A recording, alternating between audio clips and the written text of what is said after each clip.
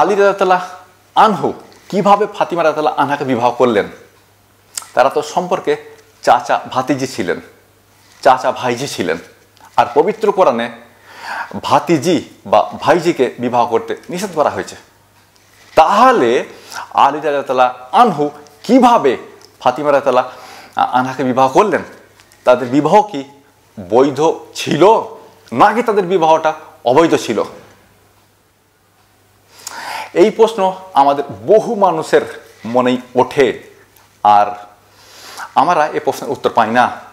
আমরা ভাবতে শুরু করি যে তাদের বিবাহ হয়তো অবৈধ ছিল।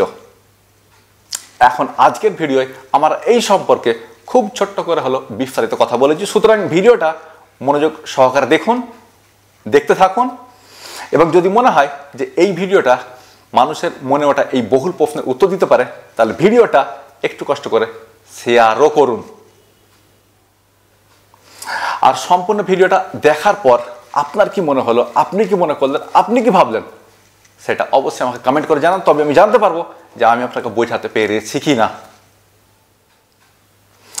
এছাড়াও যদি আপনার বা আপনাদের কোনো প্রশ্ন থাকে, বিশেষ করে কঠিন প্রশ্ন, মারাত্মক কঠিন প্রশ্ন, যে প্রশ্নটা কাউকে করতেও পারছেন না, প্রশ্নটার উত্তর নিজে খুঁজে পাচ্ছেন না, এরকম প্রশ্ন থাকলে ভিডিওর কমেন্টে করে ফেলুন। ইনশাল্লাহ আপনার প্রশ্নের উত্তর দেওয়া হবে। দুটো শর্ত রয়েছে, শিশুসুলভ প্রশ্ন করবেন না, আর প্রশ্ন করে উত্তরের জন্য তাড়াহুড়ো মোটেও করবেন না। আমি আমার সময় মতো ঠিকই আপনার প্রশ্নের উত্তর দেব।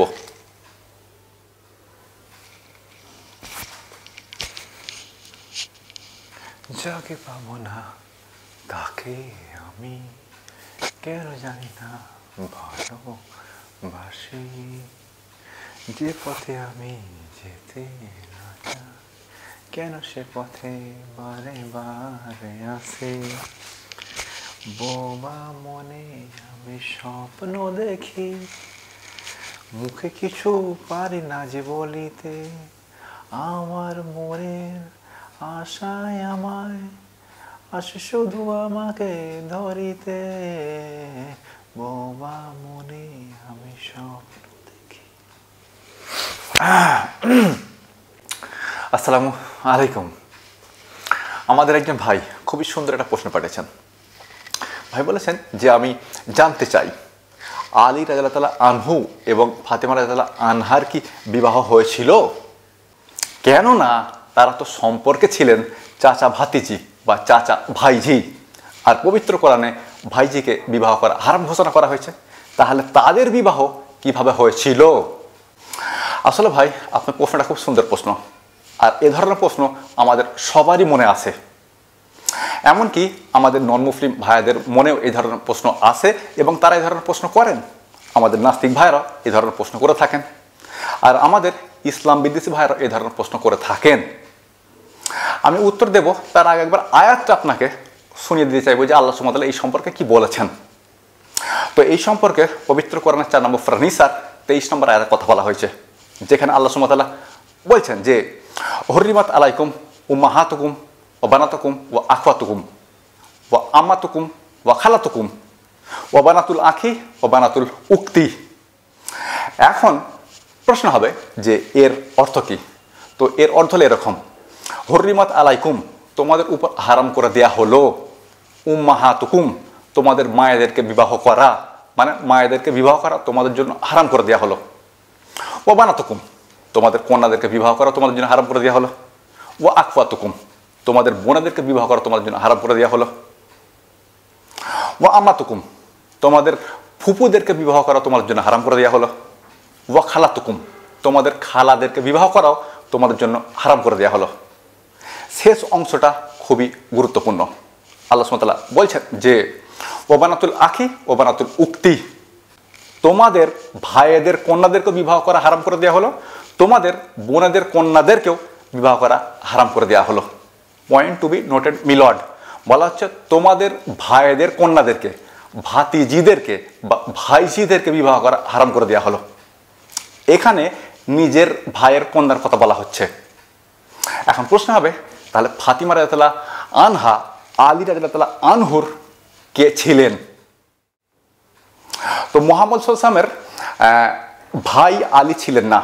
আলী রাদিয়াল্লাহু আনহু মুহাম্মদ সাল্লাল্লাহু আলাইহি ওয়াসাল্লামের ভাই ছিলেন না। মোহাম্মদ সাল্লামের পিতার নাম আব্দুল্লাহ, আব্দুল্লাহর ভাইয়ের নাম আবু তালিব, আবু তালিবের পুত্র হলেন আলী রাদিয়াল্লাহু আনহু। এই হিসাবে আলী রাদিয়াল্লাহু আনহু মোহাম্মদ সাল্লামের চাচাতো ভাই ছিলেন, চাচাতো ভাই ছিলেন। আলী রাদিয়াল্লাহু আনহু মোহাম্মদ সাল্লামের চাচাতো ভাই ছিলেন, মানে চাচার পুত্র ছিলেন। আলী রাদিয়াল্লাহু আনহু মোহাম্মদ সাল্লামের নিজের ভাই ছিলেন না, তাই সেই হিসাবে ফাতিমা রাদিয়াল্লাহু আনহা আলী রাদিয়াল্লাহু আনহুর ভাতিজি বা নিজের ভাতিজি বা নিজের ভাইজি ছিলেন না, চাচাতো ভাইয়ের মেয়ে ছিলেন। আপনি বুঝতে পারছেন? ফাতিমা রাদিয়াল্লাহু আনহা আলী রাদিয়াল্লাহু আনহুর চাচাতো ভাইয়ের মেয়ে ছিলেন, নিজের ভাইয়ের মেয়ে ছিলেন না। এই হিসাবে তাদের বিবাহ বৈধ, কেননা পবিত্র কোরআন নিজের ভাইয়ের মেয়েকে বিবাহ করতে নিষেধ করেছে, চাচাতো ভাইয়ের মেয়েকে বিবাহ করতে নিষেধ করেনি। অতএব তাদের বিবাহে কোনো সমস্যাই ছিল না, পবিত্র কোরআন তাদের বিবাহের মাঝখানে আসেনি। পবিত্র কোরআন নিজের ভাইয়ের মেয়েকে বিবাহ করতে নিষেধ করেছে, চাচাতো ভাইয়ের মেয়েকে নয়। ফাতিমা রাদিয়াল্লাহু আনহা আলী রাদিয়াল্লাহু আনহুর চাচাতো ভাইয়ের মেয়ে ছিলেন, নিজের ভাইয়ের মেয়ে ছিলেন না। আমার মনে হয় ব্যাপারটা আমি আপনাকে বোঝাতে পারলাম। আর যদি ব্যাপারটা আমি আপনাকে বোঝাতে পারি তাহলে ছোটো মোটো একটা আবেদনও করে নেব, কেননা এ ধরনের প্রশ্ন আমাদের সবার মনে আসে, আর আমরা এই ধরনের প্রশ্নের যৌক্তিক উত্তর পাই না। আজকের ভিডিওয়ে আমরা দালিলিক ও যৌক্তিক উত্তর দেওয়ার চেষ্টা করেছি। এখন আপনার দায়িত্ব ভিডিওটাকে বেশি বেশি করে শেয়ার করা, কেননা এ ধরনের প্রশ্ন আমাদের সবার মনে ওঠে আর আমরা উত্তর পাই না। আপনার একটা শেয়ারে বহু মানুষ তাদের মনে ওঠা প্রশ্নের উত্তর পেতে পারে। সুতরাং একটু কষ্ট করে ভিডিওটা শেয়ার করুন, আর শেয়ার করতেই থাকুন, কেননা আমাদের নন মুসলিম ভাইরাও, আমাদের নাস্তিক ভাইরা, আমাদের ইসলাম বিদ্বেষী ভাইরাও এ ধরনের প্রশ্ন করে থাকেন। এখন সচেতনতার জন্য হলেও ভিডিওটা শেয়ার করুন। বহু মানুষের মনে এই ধরনের প্রশ্ন ওঠে, আর আপনার একটা শেয়ারে বহু মানুষ তাদের মনে প্রশ্নের উত্তর পেতে পারে। সুতরাং আবারও বলবো, ভিডিওটা শেয়ার করুন আর করতেই থাকুন।